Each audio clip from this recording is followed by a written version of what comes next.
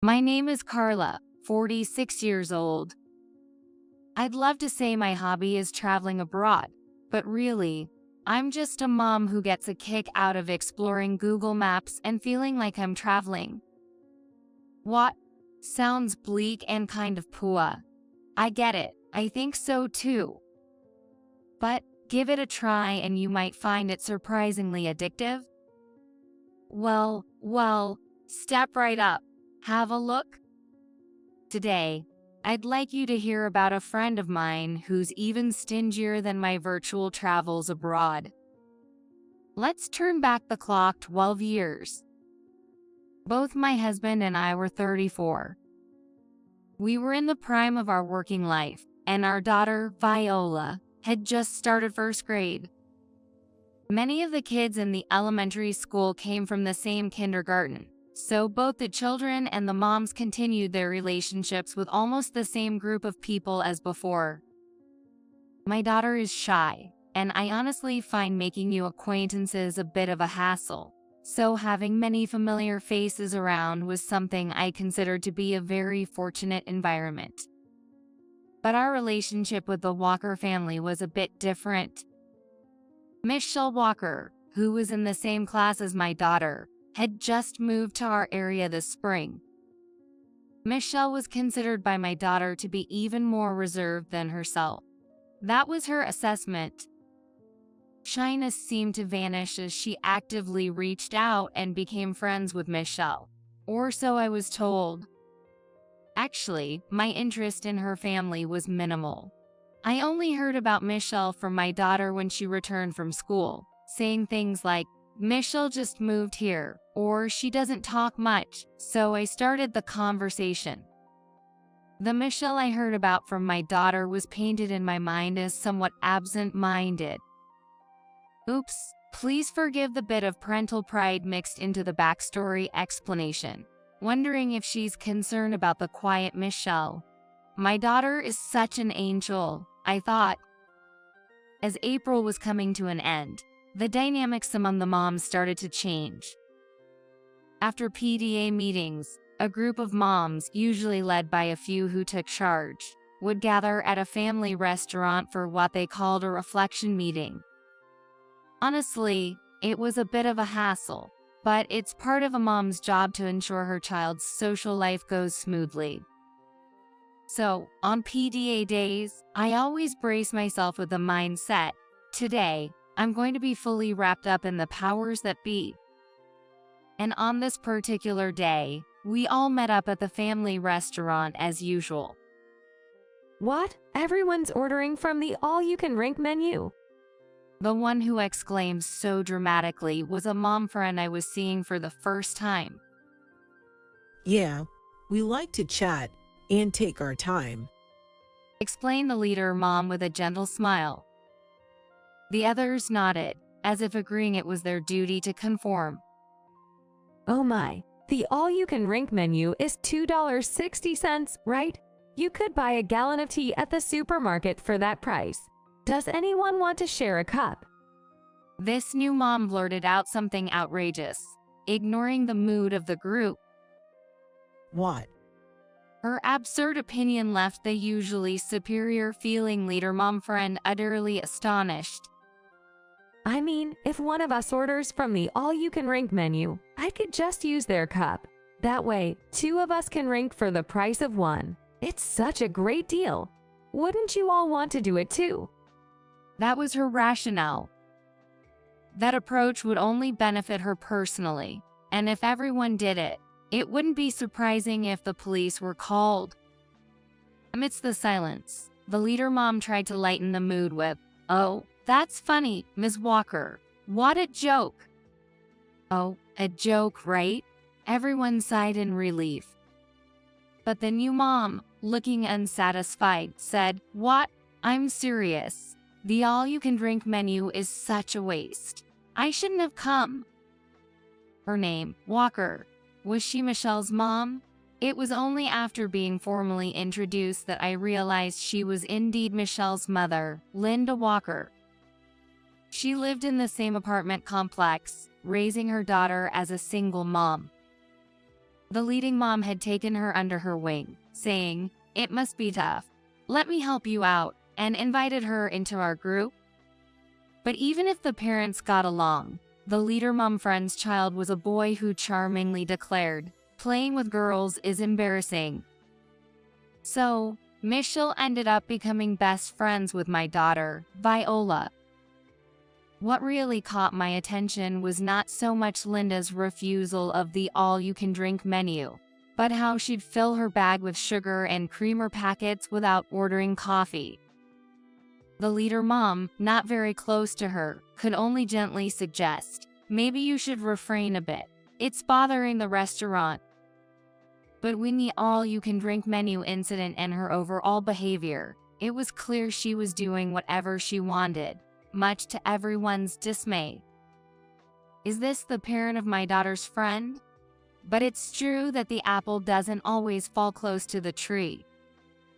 Facing her unrestrained and overly indiscreet behavior, I couldn't help but worry about what kind of child her unseen daughter might be. 2 days later, my daughter came home and suddenly said she wanted to go play at Michelle's house. Considering it was right after the all-you-can-drink menu incident, I couldn't help but react with an overly surprised, "What?" It turns out Michelle had invited her over, and my daughter had eagerly accepted. I'm not saying she should be overly cautious with every step, but considering the child might be nice. My feelings were mixed, but if she's made a promise, breaking it wouldn't be right either. So, I reluctantly let her go. Truth be told, I wanted to accompany her to Michelle's house, but that wasn't an option. Thus, I told my daughter, "We need to eat dinner early today," giving her a far too convenient excuse to come back home 2 hours earlier than usual. My daughter seemed a bit dissatisfied, but as a mother, I'm just worried. I hope she understands. However, after hearing the story from my daughter upon her return, I thought, I'm glad I had her come back early. To put it bluntly, my daughter was scolded quite a bit at their house. Not because my daughter did anything wrong, but because the Walker family seems to have a lot of unique rules. Rule 1. When washing your hands, turn the faucet less than halfway and use only for 15 seconds. Rule 2. Use as little toilet paper as possible, ideally half the perforation, and minimize the water used for flushing. Rule 3. Don't throw away wet wipes immediately. Wash and dry the dirty part for reuse. And there are probably more. Just in the few hours she was there, all these came up.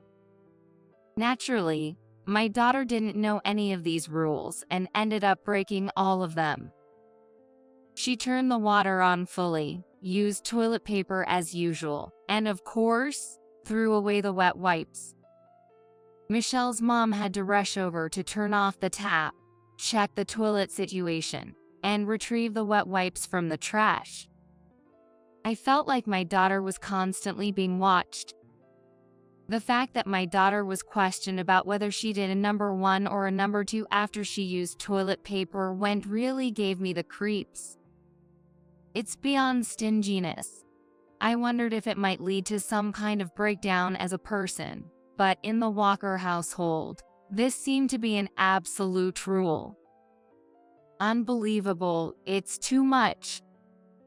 From what my daughter tells me, Michelle doesn't seem like a bad kid, and I've always thought it's best not to limit children's friendships. But I did tell my daughter to avoid going over there to play. I can't leave my daughter alone in a place where adults will interrogate her about her bathroom habits. I deeply regretted letting my daughter go play there. She even said, "I don't want to go to Michelle's house anymore because it's scary to get yelled at." The reason for the bizarre behavior seems to be just stinginess, and as long as the children engage in play that doesn't involve spending money, it probably won't tear their friendship apart. That's what I thought, At least. About a week later, my daughter came home with Michelle in tow. I hadn't heard anything about a playdate, so I asked, "Did you guys decide to hang out on the spur of the moment?" My daughter said, "No." From behind her, a troubled Michelle said, "Mom told me to go eat snacks at Viola's house." I sensed something was off and took the time to calm Michelle down before getting the story. Eat a lot of snacks so you won't need much dinner. Go and fill up at Viola's house. That's what she was apparently told. Given Michelle's tearful words, this is roughly what I understood she was told. But honestly, I couldn't grasp the entire situation. However, seeing Michelle on the verge of tears and not knowing what to do, I couldn't help but believe this was indeed the truth. What terrible parenting, to push a child to the brink of tears like that. Giving her snacks would indeed play right into her mother's hands. But sending Michelle back home or refusing her would only upset both Michelle and Viola. Kids are surprisingly observant of adults' behavior. It was a moment to offer a smile. "Alright then, let's all cook together today. Come on, both of you, take off your shoes and wash your hands." The moment I said this, both kids' faces lit up with a "yeah." My daughter led Michelle to the washroom, and Michelle followed happily. The kids weren't to blame. Even if it meant falling into the trap, they deserved a day of fun. So, I had a great time cooking various dishes with the kids, and gave the leftovers to Michelle to take home. I know I'm playing right into her hands. But when I see those two kids, my little bit of compassion just bubbles up inside me. For a while after that, Michelle didn't show up at our house. I fell right into her trap. I was bracing myself for a continuation of the pushy, demanding behavior I read about on an online forum before, so it was quite anticlimactic. I wondered what all that fuss was about, until an incident occurred. My daughter brought Michelle and her mother back home from school. It turned out her mother had picked up Michelle from elementary school and followed my daughter home. Recalling her past behavior, it goes without saying I thought, this was definitely planned, wasn't it? As expected, my predictions were accurate. Or rather, the reality was even worse. Although I hadn't said come in yet, she barged in with an oddly high energy, exclaiming, "What a lovely home," and hurried Michelle along with a "Come on, you two, hurry up." Michelle's clearly confused face said it all. I was at a loss but managed a polite welcome. She sat down at the table before anyone else and laughed obnoxiously, saying, "I've always wanted to get closer to Viola's mom. This seems like it's going to be a trouble." Wanting to spare the children any discomfort, I suggested they play in another room. I actually came today because I have a favor to ask. What? Despite never having a one-on-one conversation before, she was unnervingly friendly. I really struggle with this type of person. You know, there's a school sports day coming up, right? I was wondering if you could make our lunchbox too. For free, of course. Excuse me? I was asked for something far more troublesome than I had imagined. Make a lunchbox for free? If you asked a lunchbox shop the same thing, you'd get the cops called on you, not to mention make the news. Lunchbox ingredients can get pretty expensive, right? All the moms went all out with them, even in kindergarten. Now that it's elementary school, I guess just chocolates and snack foods won't cut it, huh? If you think that's not good enough, why not make it yourself? Can't you just help me out here, please? She put her hands together as if praying, then stuck her tongue out jokingly. Oh no, I really can't deal with people who lack common sense. But in front of the kids.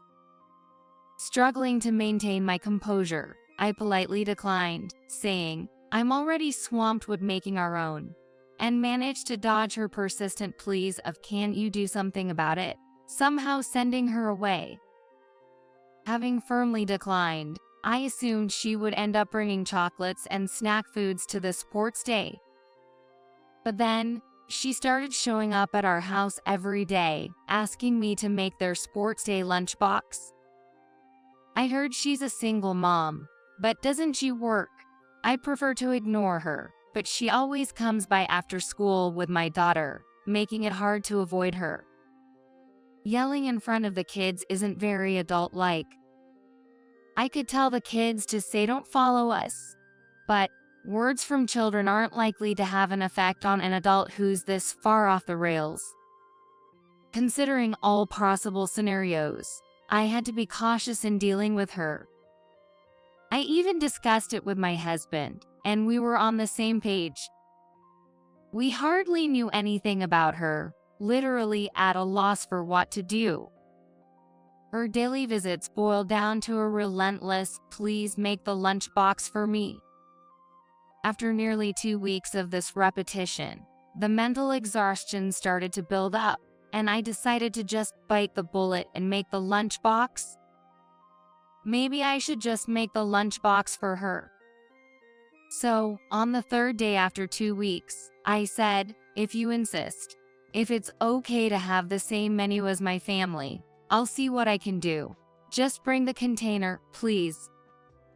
She was overjoyed, saying, "Got it. I have the container, so I'll bring that. Make it really fancy, okay? It's our first elementary school sports day," and she was visibly excited. "Look forward to it. I'll put in some effort. Feel free to brag about it to everyone." Really, I'm so happy. My daughter said the food here was delicious, so I was expecting your cooking skills. I won't hold back on bragging then. She was over the moon. Then came the sports day. I handed over the lunchbox early in the morning. She was unusually cheerful, even inviting me to watch the sports day together, but I excused myself, saying, "I need to take photos of my daughter's performance. If I stayed with her, I might end up hearing 'give me your digital camera for free' next." She seemed satisfied with receiving the lunchbox and accepted my excuse easily. Now I could focus on my daughter's performance. My husband and I spent the morning chasing our child around with a camera, idolizing her. After the morning events concluded and about 20 minutes into the lunch break, "You guys," I heard her screaming from afar as she approached us. Naturally, we hadn't told her where we'd be resting. In fact, to avoid being found by her, we deliberately chose a discreet spot for our family. She must have really gone out of her way to find us. How tiresome. Is there something you need? We're in the middle of eating. When I responded curtly, she blustered, "How dare you? What's with that lunchbox? Why did it turn out like that?" I gathered people to boast about it, but ended up being embarrassed instead. "Oh, didn't it meet your expectations?" What are you talking about? There's no way I could brag about it. You crammed messy, dirty food into the lunchbox. Well, that's terrible. Terrible is what I want to say. I was humiliated. The more I stood my ground, the more her anger escalated. Wait, what? You only made your family's lunchbox look nice. You said it would be the same food. That's the worst. Discrimination. Inhuman. She ranted, having seen the contents of our lunchbox. At that moment, both my daughter and Michelle, who had somehow ended up behind Linda, started crying. Why, I'm sorry. I'm sorry. Her outcry left the woman flustered. "Didn't you realize the messy lunchbox you're talking about was made by your daughter Michelle and my child for you?" What? Yes, since we had to make the lunchbox, I told my daughter and we invited Michelle over the day before the sports day to prepare it together. Naturally, because it was made by children, the appearance wasn't great. The omelet was misshapen and burnt, and the sandwiches were unsightly with fillings spilling out. I did instruct them on the flavors, but there were accidents like slipping and accidentally pouring too much salt and pepper, so there were likely many issues. But it was filled with the innocent love of children. For me, just knowing that fact would allow me to eat endlessly. And yet, to call it messy without realizing it was made by children. There's a lack of love there. You should observe more closely on a daily basis if it's something made by your child. Actually, I never said the lunchboxes would be the same. What? I did say the menu would be the same, but I never promised who would make it or that the taste would be identical. Look, sandwiches, fried chicken. The menu items are exactly the same, aren't they? What? What kind of excuse is that? It's not an excuse, it's the truth. After all, asking someone to make a lunchbox for free and then accusing them of discrimination and inhumanity. I don't owe you any explanations. A parent who doesn't even make a lunchbox for their child is the one who should be called inhuman. Or perhaps you'd prefer good for nothing? As I said this with a sly grin, my husband intervened. Moms are in boogeyman mode right now, so Viola and Michelle, let's eat over here and have fun, successfully diverting the two kids' attention away from her tirade. The crying children suddenly broke into laughter. Boogeyman. That's funny. A boogeyman. I almost laughed along, caught up in the moment. I'll really turn into the boogeyman when I get home.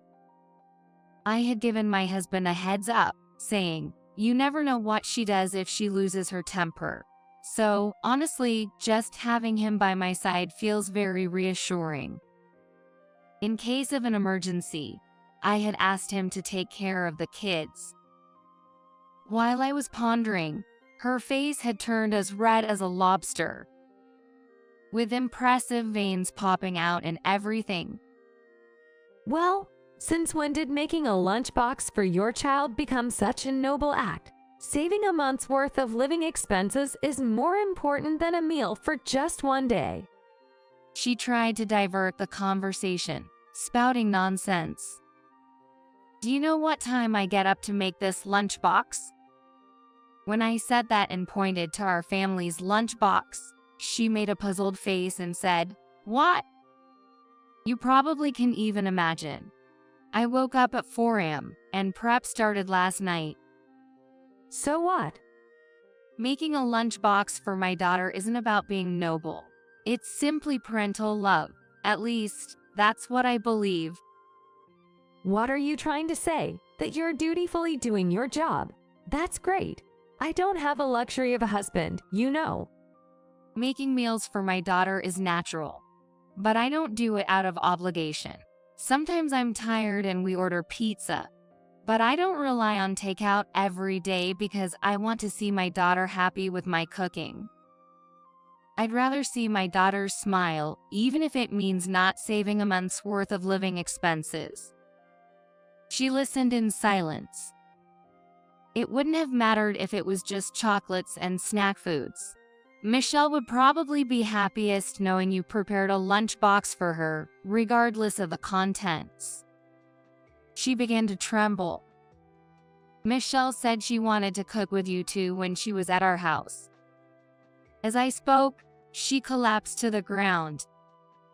It turns out, she had become disliked not only by the leader mom but by other moms too, due to her repeated demands. There's no doubt her stinginess had a significant impact on Michelle not making friends. Since that day, she apologized to the moms she had troubled, appearing to reflect on her behavior. However, that was nothing more than her clever camouflage. Under the guise of apologizing, she started visiting the homes of mom friends, and when their guard was down, she began taking things from inside. It started with small items left on tables, then progressed to toilet paper, tissues, and detergent stored in the pantry, and eventually, she even started taking electronic appliances. By then, even the moms who were victims started to realize it was her doing, and hidden cameras were set up in various homes. Eventually, she was caught in the act. Fortunately, thanks to the forgiving nature of the mom friends, it didn't escalate into a criminal case. However, her parents, unable to overlook her actions any longer, decided to take Michelle back to their care, stating, "We can just leave her be." As a result, Michelle ended up transferring to a different school, and any connection with our daughter faded away. But I think, perhaps, that was for the best for Michelle. I heard from someone in Michelle's school district that a new kid wearing fancy clothes transferred in, so it seems Michelle has been living a more affluent life since being taken in by her grandparents. On the other hand, there's not much known about her mother's whereabouts since she was separated from her child and left on her own. There were rumors she was down on her luck, hanging out in dive bars looking for men, couldn't kick her shoplifting habit and ended up behind bars, or even became a lady of the night and went abroad. After she disappeared, all sorts of stories floated around for a while, but the truth was hard to pin down. Since then, we've had another child, and now there are 4 of us living together. The eldest daughter, Viola, is completely smitten with her little sister, Nina, who's still in preschool. Any man who wants to marry Nina will have to step over my dead body. She's already fully prepared to stand in the way of her little sister's love life. Despite appearing foolish, Viola graduated top of her class from a prestigious university and joined the ranks of the elite.